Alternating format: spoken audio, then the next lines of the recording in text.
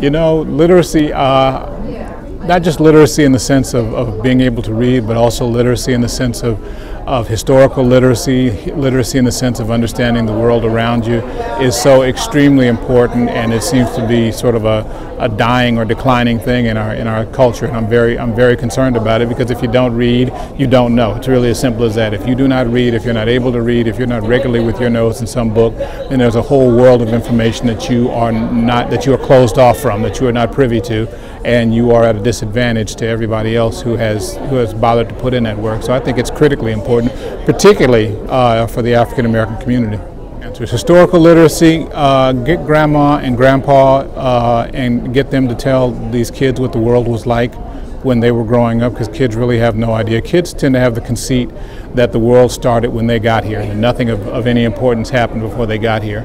And we really need to be able to break through that and explain to them that, you know, the world did not begin when they got here, and it will not end when they're gone, and they're part of a continuum, and that these are the things that happened before they arrived. You know, trying to understand the world as it is now without understanding history is like walking into a movie that's been going on for an hour and trying to figure out the plot. You're not going to be able to do it, and that's what a lot of our kids are trying to do. So that's what we need to do for historical literacy. In terms of literacy in general, 4 words: turn off the television. Is that 4 words? Turn off the television. Turn off the television. I tell people, you know, that for all of the structural inequities that we deal with as African Americans, all the problems that we are confronted with in terms of trying to close the education gap, I still think it is should not be any surprise to us that the people who watch the most television per capita of anybody else in the country have the lowest educational test scores. You know, I tend to think that those two things are related, and I think that if we spend a little of that time, you don't have to keep the TV off forever, but if you spend a little of that time that you now devote to American Idol, spend a little bit of that time with some of the great authors or some of the great historians, you'd be surprised at how we would close those gaps.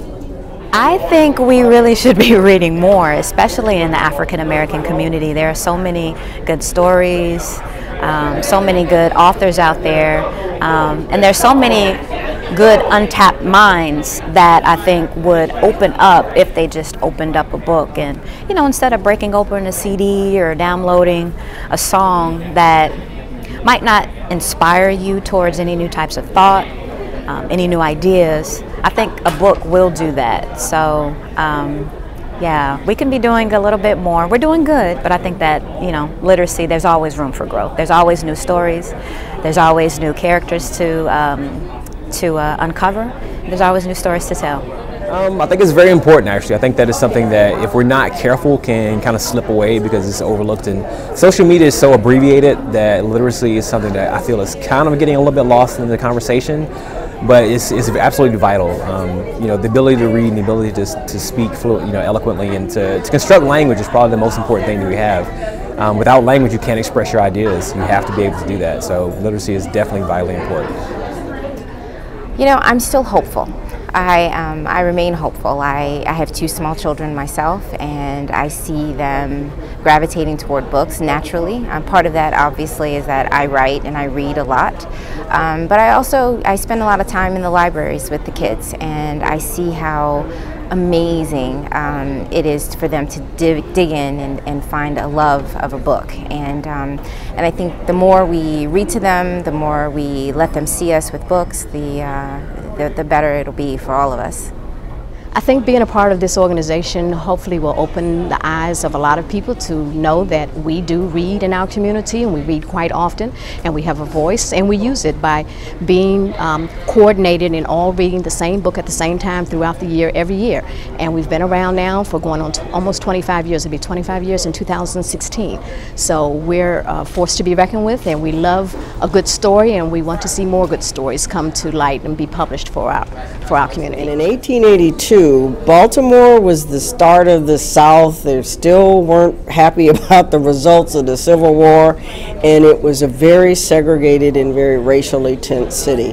And for years and decades, the Pratt Library was the only place in the city that people of color could go to freely and mix with everyone else. And so the Pratt Library and the librarians there had a mission to make sure that literature about African Americans was available and actually a part, almost subversive in terms of making sure that they promoted black authors. And so 25 years ago, they started a book lovers breakfast to kick off Black History Month, and the first speaker was Terry McMillan, and they've had so many authors since then, and on the 25th anniversary we actually had Terry McMillan come back. And that was just a joy that she remembered the Pratt Library because they actually helped promote the books and buying them. Now some people say, well, libraries, and are they going to be relevant in the age of ebooks and things? And they're even more relevant today though.